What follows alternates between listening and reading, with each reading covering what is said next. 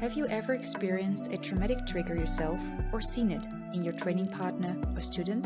They suddenly froze, lashed out aggressively, either physically or verbally, started crying or hyperventilating, and you did not know what to do? Chances are you felt powerless, ashamed, and insecure.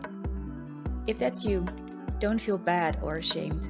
I felt like that too, and that is precisely what prompted me to inform myself so that next time I would confidently know what to do and how to do it. Developing a trauma-informed coaching practice allows you to handle 10 situations with grace, or even implement practices in your gym that help to avoid them altogether. Imagine how much stronger you will show up next time on the mats, for both yourself and others. Before we dive into this free mini course, let's pause a moment and take 3 deep, slow breaths.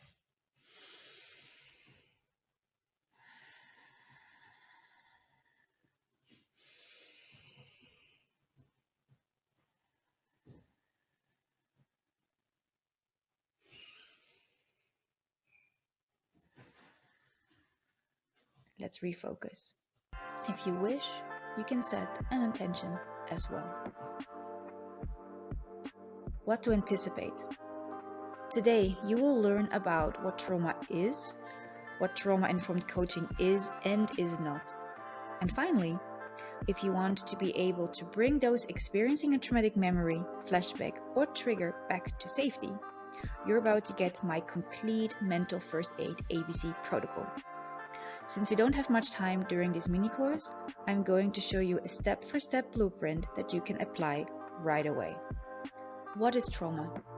In Pillar 1 of the Thrive Drive method, you will dive deep into the neurobiology of trauma and how martial arts can help develop new neural pathways that help override, if you will, the fight, flight, freeze, fawn response in the amygdala. In this mini course, we don't go quite so deep, but deep enough to understand the basics of trauma. It is important to understand our nervous system first and how it responds to a perceived threat. A good way of doing exactly that is with a simplistic hand model created by Dan Siegel called Flipping the Lid. My wrists play the role of reptilian brain or brain stem. It deals with heart rate, homeostasis, reproduction, and respiration. My thumb, the limbic systems. In this part, our survival instincts are stored like arousal, learning, emotion, and memory. My fingers signify our rational brain or neocortex, which is responsible for conscious thought and speech. Ideally, you want your rational brain to always hover over your limbic and reptilian systems to some extent, so that when a threat has been perceived, the rational brain still has a say in how we're going to deal with this potential threat. Why? Because the rational brain is responsible for conscious thought and speech and can discern whether you're truly in danger or not. When a major potential threat arises and the rational brain, the lid, is flipped off, the limbic brain and brainstem, they will take over, but you won't really have a say in what way. Your rational brain goes offline, and you often have no recollection of what happened once you return to the present. In other words, your rational brain goes then back online. When this happens on the martial arts mats, it means that the student in question cannot help it. The moment the rational brain goes offline, they often feel ashamed once they learn that they have lashed out in some sort of way. Please understand that it is not their fault and that this can happen to anyone. Remember, these responses to potential danger are designed to keep us safe, so there's nothing wrong with them. That said, depending on the situation, some responses may be more appropriate than others. Now, to explain what happens with trauma, I like to use a fox chasing a hare as a metaphor. So imagine you're in nature and you see a hare running for its life, tailed by a fox. Now, in this example, the hare manages to escape the fox and goes into its hole and finds safety. Once it feels safe, it starts shaking. It starts shaking and tapping, and it's its way to just let go of all the tension that the body accumulated because of this life-threatening experience. Because the hair shakes it off, it completes the circle and goes back to homeostasis. So, a threat was perceived, the hair saw the fox coming. The amygdala is like, okay, it's gonna be fight, flight, freeze, what's gonna be? The hair chose flight, so all the energy goes to its limbs so that it can run. It escapes, it goes back to safety, but then of course there's still this adrenaline in the body, so it shakes it off so that it can go back into rest and digest. Regarding training partners or students grappling with trauma, they usually could not finish this cycle and regain the state of homeostasis. Their nervous system thinks that the danger is still there and ongoing. For them to reach homeostasis, their parasympathetic nervous system needs to get activated, for which a person needs to feel safe. What's more, effective learning and optimal skill acquisition happens precisely in that state. Yes, you challenge the nervous system by stressing it, but never so much that the lid flips. As you can imagine, martial arts can feel threatening, especially sparring and close physical contact. So when a student with trauma doesn't feel safe, not only is it hard for them to learn effectively, but also sparring might trigger or even re-traumatize them.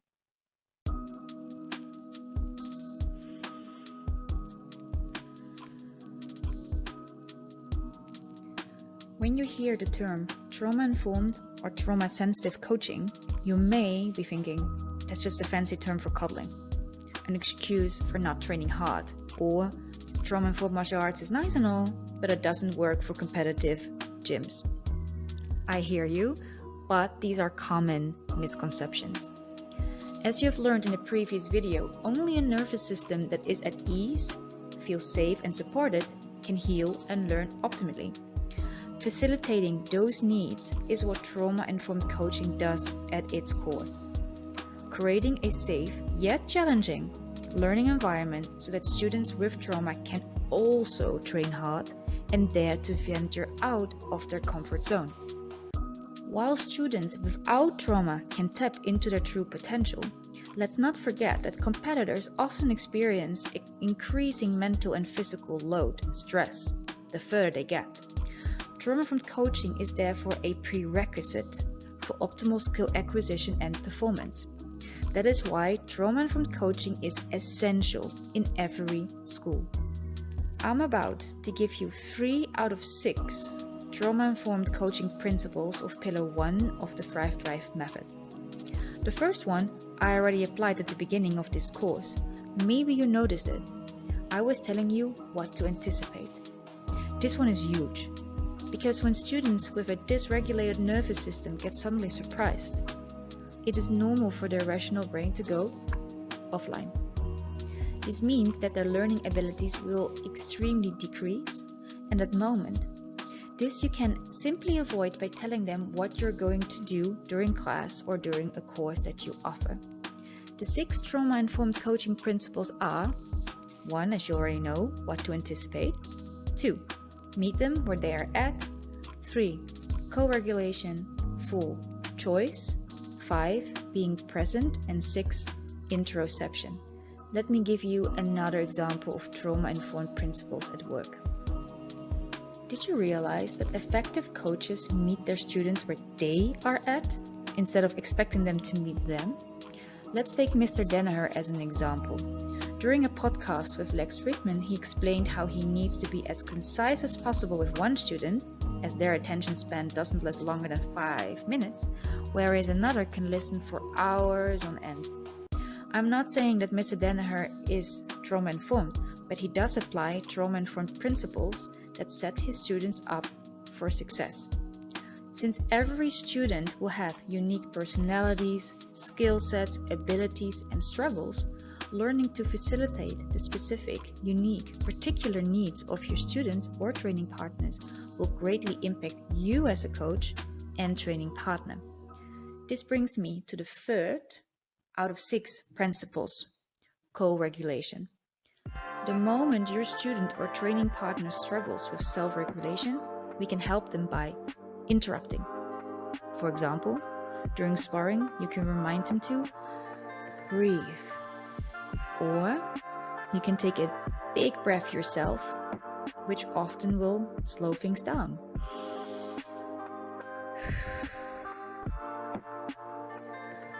When things get heated up, you can stop the roll or sparring session and say you need a drinking break, or you need to go to the toilet. As a coach, you can stop the class altogether by saying it's time for a sip of water, or that you want to move on to the next part of your class. These are all minimally invasive methods to co-regulate your training partner and/or student, and often without them even realizing. I understand that this is easier said than done. Learning to not take things personally is difficult and requires personal development from your side. I definitely took things personal in the past, and occasionally still do, and need to learn how to see past my own afflictions and understand that somebody else's behavior has nothing to do with me. Learning more about this is part of our Pillar 2 Discovery in the 5 Drive Method, where we focus on self-development, belief systems, and cognitive distortions. Ultimately, you need to be the change that you want to see in the world. Whether unconsciously or consciously, remaining trauma ignorant does in fact bring about harm to your martial arts academy. For instance, touching someone who experienced a traumatic trigger can make the trigger go berserk. Wanting to touch is a normal response, but without consent can be dangerous. Pillar 3 of the 5-5 method is strategies, where we learn how to create and maintain a safe learning environment. To give you a taste of what to expect, let's discuss our mental first aid ABC protocol that you can implement right now. It's an ABC protocol. I already talked a little bit about A, that's kind of like what to anticipate, how you can help your students there. And C is about also how you have like minimally invasive ways to interrupt things as well. So they're just scenarios, examples that may happen in your school. Here I'm really gonna focus on B. You will get the PDF from Submit to Stigma so you can go through it your own time.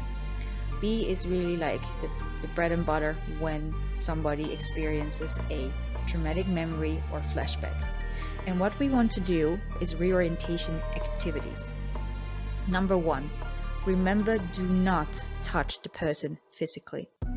You don't know where they are and what they are currently experiencing. If afterwards, when you get them back and they want a hug, they ask for it, that's totally fine. But the moment when their rational brain is offline, you don't know where they are. And they therefore also cannot even give you consent. 2, reorientation, grounding. Make sure their eyes are open, have them move their body, like walk around, dance, wiggle their toes, fingers, shake wrists or make fists, because you want them to feel some physical sensations.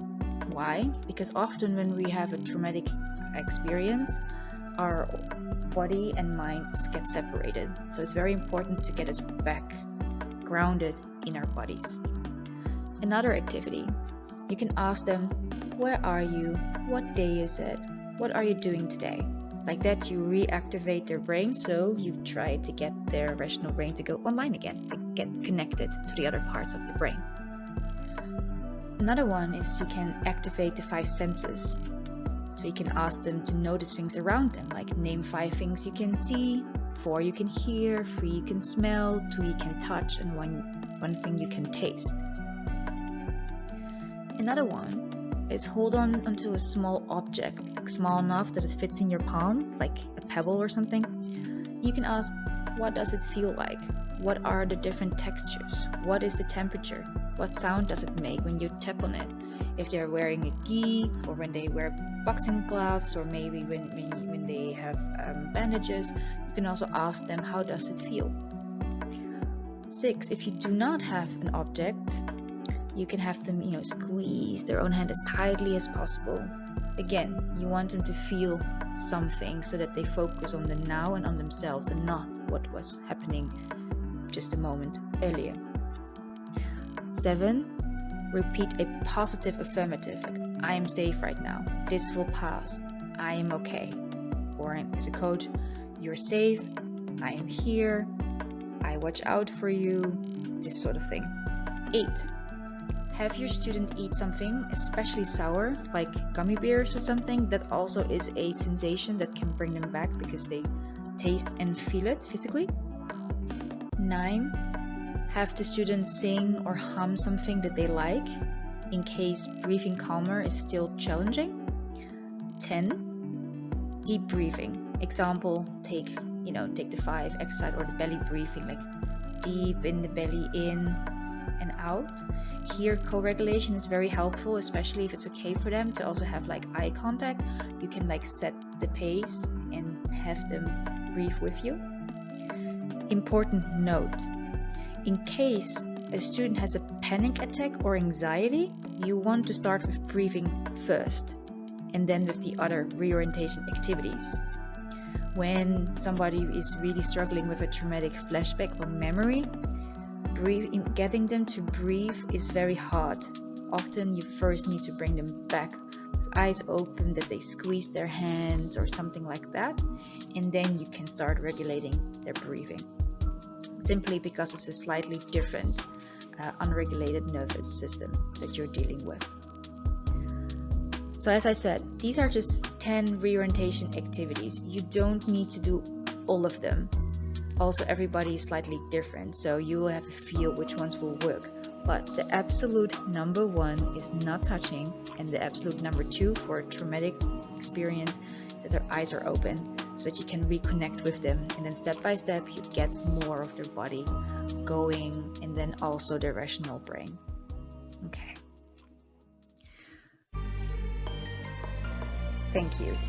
Thank you for taking this time with me to learn about trauma-informed coaching principles and mental first aid situations on the mat, but also off the mat. It can happen anywhere. As you take this new awareness with you, you'll quickly begin to realize that although fighting fires is effective, it doesn't address the root cause, which can avoid fires from the start, or at least most of them. Being prepared and ready to act not only will benefit those with trauma, but those without as well. Because they know that if something were to happen to them or people close to them, that they are safe with you.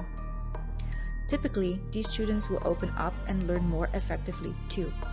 A happy gym environment means a happy and thriving business, great training sessions, great training partners, and this is really making a real difference in the martial arts world.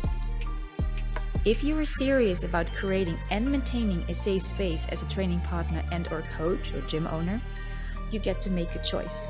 You can either take this valuable yet small part with and keep doing what you have been doing, or you sign up for the Thrive Drive method and discover how to transform yourself, your students, and your school. I became trauma-informed because I wanted to be the coach I wish I had when I started. The one I started with afflicted serious harm and even told me that Jiu-Jitsu wasn't for me. No, this coach wasn't for me. Jiu-Jitsu was.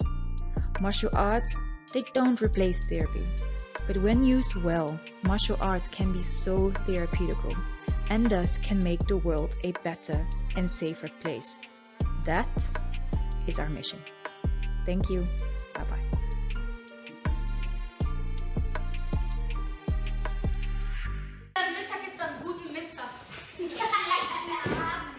Good.